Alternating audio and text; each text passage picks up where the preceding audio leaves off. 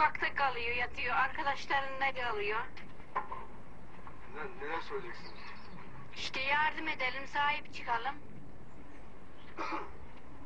Peki ne zaman oldu bu olay? Cuma günü. Nasıl oldu? Mumdan çıkmış yangın. Ya başkanım, Evet Bilal. size sahip sesleniyorum. Sahip çıkalım dedeye. Sokaklarda yatıyor. Ulan hep beni buluyor böyle şeyler. Dedeciğim. Ulan beni buluyor vallahi billahi ya. Sen niye? Seçme mi gidiyorsun? Ne oluyor? Dur bir daha söyle. Dedeye sahip çıkalım, komşumuz bizim oluyor da komşumuz oluyor.